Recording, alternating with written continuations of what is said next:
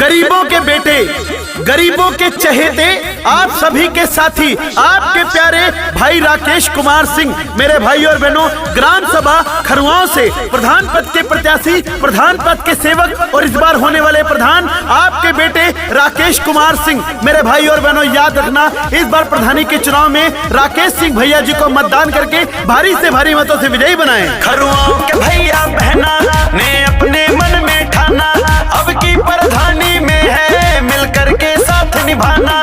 खरुआओं के भैया बहना ने अपने मन में ठाना, अब की प्रधानी में है मिलकर के साथ निभाना। जीत के चुनाव नया राम करेंगे, राकेश भैया जी काम करेंगे, चाचा चाची सब मतदान करेंगे, राकेश भैया जी काम करेंगे। 20 साल देश की सेवा करने के बाद राकेश सिंह भैया ने सोचा कि अब गांव की सेवा का समय आ गया है। गांव को अब मैं ना लूटने दूंगा, ना गुंडागर्दी होने दूंगा, गांव में ना दलाली मक्कारी होने दूंगा। इसलिए खरुआओं से आपका बेटा चल पड़ा है मैदान में आप सभी के सम्मान में। तो भैया बहना याद रखना, इस बार खरुआओं को बहुत सुंदर, बहुत स्वच्छ, बहुत आगे लेके जाना है। तो राकेश कुमार सिंह भैया को जिताना है। धन्यवाद, धन्यवाद। सबका ही सम्मान करते हैं भैया, गुंडा गुंडी से नहीं डरते हैं भैया, गुंडा गुंडी से नहीं डरते हैं भैया। जहाँ जरूरत पड़ेगी किसी को, वहीं पे सबको ही मिलते हैं भैया। भैया बहना दादा दादी सबका प्यार मिलेगा, अब की प्रधानी में पूरे गांव का भाग जगेगा। बूढ़े बुजुर्गों का सम्मान करेंगे, राकेश भैया जी काम करेंगे, दादा दादी सब मतदान करेंगे, राकेश भैया जी काम करेंगे। राकेश कुमार सिंह भैया कहते हैं कि जब मैं गांव से प्रधान बनूंगा तो अस्पताल की व्यवस्था को सुचारू ढंग से चलाने का काम किया जाएगा और हर गरीब अस्पताल में जाके इलाज करवा सकेगा। गांव की शिक्षा पर हमारा पूरा विकास रहेगा, जिससे गरीब बच्चों को मुफ्त में शिक्षा मिल सके। पंचायत भवन, जिसके लिए सरकार तमाम पैसे देती है, लेकिन वो केवल एक ही दिन खोला जाता है, 26 जनवरी या 15 अगस्त को पंचायत भवन को बंद कर दिया जाता है। लेकिन अब यह पंचायत भवन 12 के 12 महीने खुलेगा और गाँव की समस्याओं का निदान वही पंचायत भवन में बैठ के किया जाएगा। गांव में एक निःशुल्क एम्बुलेंस का भी व्यवस्था किया जाएगा। महिलाओं के लिए गांव में ही रोजगार बनाने का काम करेंगे। बेरोजगार नवयुवकों को गांव में ही रोजगार दिलाने की व्यवस्था की जाएगी। अपनी पूरी पेंशन का भैया कहते हैं कि केवल 1 रुपया लूंगा, बाकी सारी पेंशन मैं अपने गाँव पे न्यौछावर कर दूंगा, क्योंकि काम किया है काम करूंगा, जन जन का सम्मान करूंगा, काम किया है काम करूंगा, झूठा वादा नहीं करूंगा। आपका बेटा राकेश कुमार सिंह, ग्राम सभा खरुआओं।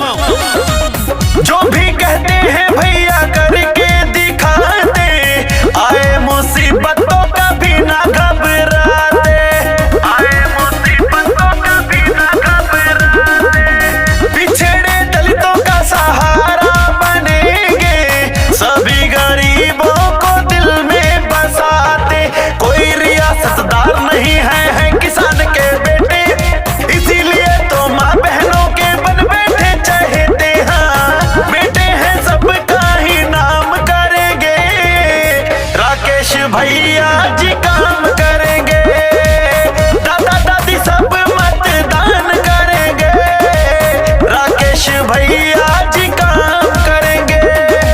और गांव में राकेश कुमार सिंह भैया कहते हैं कि जब मैं गांव में प्रधान बनूंगा तो पुस्तकालय बनवाने की व्यवस्था करूंगा, जिससे छोटे बच्चों से लेके बुजुर्ग तक जाके उस पुस्तकालय में बैठ के पढ़ सके। खेल के सामान की व्यवस्था की जाएगी, जैसे कि फुटबॉल, क्रिकेट, इन सभी की व्यवस्था करके बच्चों को प्रोत्साहन किया जाएगा। और गाँव के सभी पशुओं को हर साल टीकाकरण किया जाएगा। असंभव को भी संभव बनाने का प्रयास पूरा करूंगा। 10वीं व 12वीं में अच्छे नंबर लाने वाले बच्चों को प्रोत्साहित करने का काम किया जाएगा। गांव की सड़क, बिजली व शुद्ध पेयजल की व्यवस्था प्रधान के द्वारा होती है, वो मैं करके दिखाऊंगा।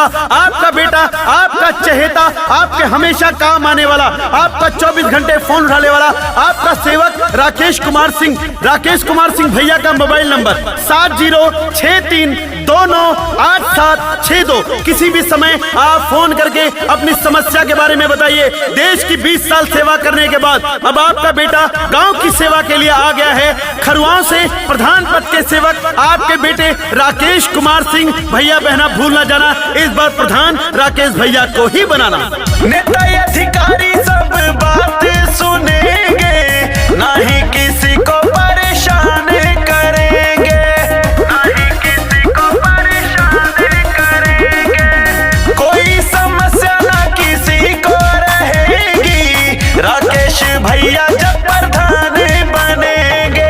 बिटिया की शादी माँ भैया बढ़ चढ़ साथ निभाई है, रुपया पैसा गल्ला अपन न्योता भी पहुँचे है। हाँ, गाँव वाले साथ खुले आम रहेंगे, राकेश भैया जी का